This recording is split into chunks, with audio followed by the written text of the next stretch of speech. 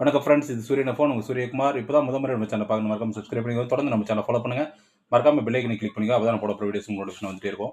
இப்போ வந்து பார்த்தீங்கன்னா, அ புறம்போக்கு நிலத்த ஆக்கிரமிப்பு நிலத்த அகற்றுறது அத பத்தி ஒரு சிறிய விழிப்புணர்வு தான் பார்க்க போறோம். நெறைய வந்து புறம்போக்குல நெறைய வகைகள் இருக்கு. சுடுகாடு ஆக்கிரமிப்பு அகற்றுறது அந்த மாரிலாம் நெறைய இருக்குது.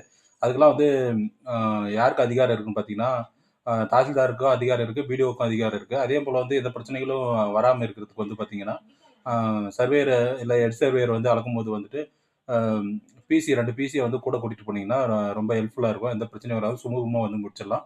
அதுல வந்து பார்த்தீங்கன்னா, எஃப்லைனு இல்ல பவுண்டரி லைன் அளக்குறதுன்னு சொல்லுவாங்க. அளந்து அத்து கட்டுறதுன்னு தமிழ்ல சொல்லுவாங்க. அதெல்லாமே ஆன்லைன்ல விண்ணப்பிச்சுக்கலாம்னு சொல்லியிருக்காங்க.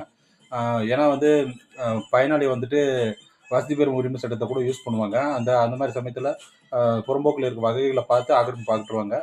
இது எல்லாமே தெரிஞ்சுக்கணும். முக்கியமா வந்து இதுல என்ன மைய கருத்து மோரல் என்னன்னு பார்த்தீங்கன்னா, அ தாசில்தாருக்கும் அதிகாரம் இருக்குது, பிடிஓவுக்கும் அதிகாரம் இருக்குது ஆக்கிரமிப்பு அகற்றதுக்கு. இத பத்தி தெரிஞ்சுக்கோங்க. இது ஒரு சின்ன அப்டேட்டுக்கு இந்த வீடியோ போட்டோம். இது போன்ற அப்டேட் மற்றும் விரிவான தகவலுக்கு தொடர்ந்து நம்ம சேனல ஃபாலோ பண்ணிட்டே இருங்க. சூரியகுமார், சூரியன் எஃப்எம். எஃப்லைன், பவுண்டரி லைன் ஒரு பக்கத்த அளக்கிறதுக்கு ரூ. 200 4 பக்கத்துக்கு ரூ. 800 ஆகும். இதையும் தெரிஞ்சுக்கோங்க. Thank you.